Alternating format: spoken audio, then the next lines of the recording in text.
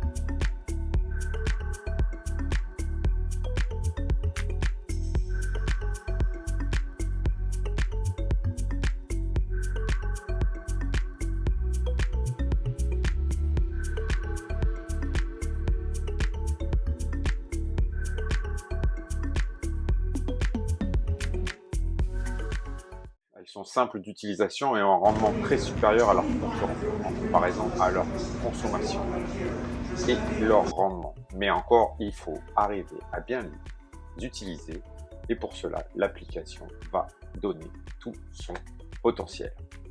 Et le plus compliqué de ce que j'ai pu voir et de ce que j'ai pu avoir comme retour de mes clients et surtout comment on se connecte à l'application. C'est ce que nous allons voir dans cette vidéo. Les rampes GNC ont une web application, c'est-à-dire qu'on utilise une app en local dans la rampe. Donc, première chose à faire est de se connecter au Wi-Fi de la rampe. Pour cela, il faut aller chercher dans le mode setting de votre téléphone, puis dans le mode Wi-Fi. Vous allez chercher le module Blu-ray avec un chiffre. Dans mon cas, j'ai deux Blu-ray, une S et une Pro.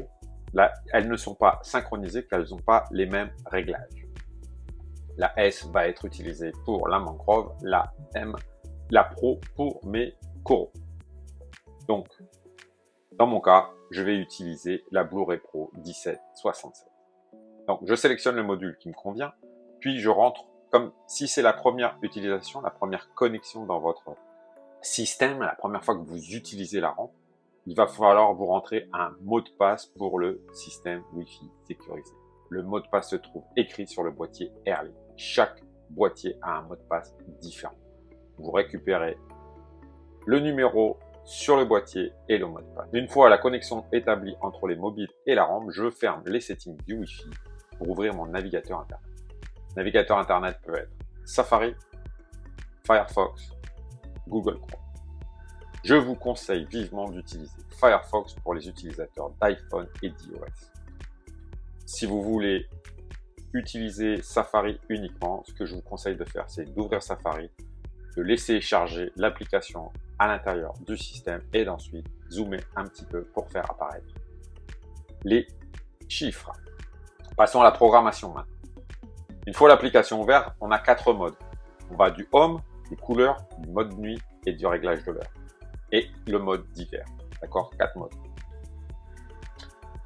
On va rentrer dans les détails dans cette vidéo. Commençons pour le mode Home, qui nous donne toutes les informations sur les réglages actuels et l'heure d'allumage, sunrise et sunset extinction. Et vous pouvez contrôler si c'est bien la bonne Blu-ray sur laquelle vous voulez vous connecter. Si vous avez plusieurs modules Blu-ray, plusieurs lampes Blu-ray, elles sont connectées par un petit câble Sync qui vous permet de les connecter toutes entre elles. Il n'y a pas de limite d'utilisation dans les programmes. Par contre, ce qui est important, c'est que vous passiez les modules Wi-Fi en module Master ou Slave, 0 ou 1. Les Masters sont 0, le Slave sera 1. Quand vous allez dans les systèmes Wi-Fi, normalement, si vous avez plusieurs modules Wi-Fi, il n'y aura qu'un seul Blu-ray qui va s'afficher dans votre liste. Dans le mode réglage, on peut avoir 4 setups personnalisés.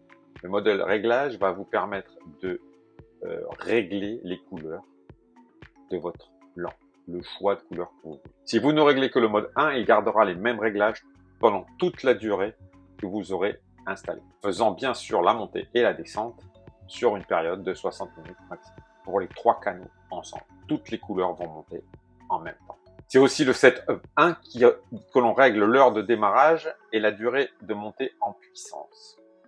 On verra un peu plus tard dans la vidéo où est-ce que on fait cela. Les setups suivants sont de 2 à 4, servant à mettre en place une montée en puissance différente avec des couleurs et des colorations différentes ou des puissances différentes. Dans mon cas de figure, j'utilise des situations où, par exemple, on pourra avoir une première partie en bleu. Alors à ce moment-là, on fait le setup 1 où on ne met que du bleu, où on va mettre sinon 5% de blanc, 5 à 6% de rouge et un pourcentage de bleu allant de, moi je dirais si vous voulez vraiment monter en puissance, soit on fait 30, 40, 50, 60%. Pas besoin forcément de monter à 100%, à moins que vous vouliez toute la puissance de bleu, mais ça c'est encore, ça va monter progressivement, donc vous pouvez monter jusqu'à 100% pour une période d'1 heure, 2 heures, 3 heures. À vous de décider. Et ensuite, dans le module 2, on va régler plus de blanc, plus de rouge, tout en laissant le bleu à la puissance dans laquelle il était. Vous pouvez aller au maximum de bleu. Dans mon cas de figure, je pense que vous pouvez charger en bleu, à moins que vous vouliez des plantes ou de l'eau douce, mais à ce moment-là, il vaudrait mieux s'orienter vers une lampe plus spécifique pour l'eau douce et vous auriez moins de bleu à l'intérieur du cycle. Et on va faire ainsi de suite. C'est-à-dire que le canal 2 va démarrer à 11 heures, le canal 3 va démarrer à 3 heures, et le canal 4 sera le canal 4 qui va vous permettre de finir votre cycle. On n'oublie pas de valider à la fin de chaque mode. C'est-à-dire à chaque fois que vous voulez sortir d'un mode, du mode homme, du mode couleur, du mode l'heure, on valide avec le petit bouton en bas où il y a une petite disquette. Le mode lune, il vous permet ensuite de régler l'heure de fin de cycle. D'accord ? L'heure à laquelle vous voulez que le cycle s'arrête. Et de régler aussi, si vous désirez, une lumière lunaire pour le reste du cycle. On ne peut pas couper. On n'a pas de durée pour le cycle lune, il est tout le reste du temps suivant. Les modes suivants sont avec les engrenages pour le réglage de l'heure. Donc, vous réglez l'heure à laquelle vous êtes. Après, on a le mode orage et démo. Le mode démo est copié sur le set 1 pour une durée de 5 minutes. Donc, il n'allumera que les canaux pour un pourcentage supérieur à 0. Si vous avez que du bleu, il n'allumera que le bleu. Dans mon cas, j'ai 5% de blanc et 4-5% de rouge. Donc, on va monter un petit peu en blanc et en rouge sur une période de 5 minutes. Le mode Cloud et Lightning, ce sont des modes un peu commerciaux. Le mode Cloud va apporter des zones de nuages et va baisser aléatoirement la lumière sur votre cycle sur la période de cycle. Le mode Lightning va vous faire des éclairs. Sincèrement, le mode éclair, lui, à mon sens, il ne devrait pas exister, mais bon, il faut répondre à toutes les demandes commerciales. Qu'en est-il vraiment de son utilisation? Je pense que ça n'a pas vraiment d'intérêt. Voilà, vous avez à peu près compris le système de fonctionnement. Donc, vous pouvez avoir différents systèmes.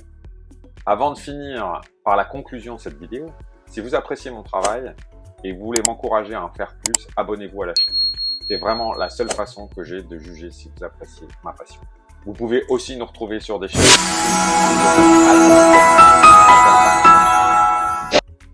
En conclusion, je pense qu'il est bien d'avoir une web app.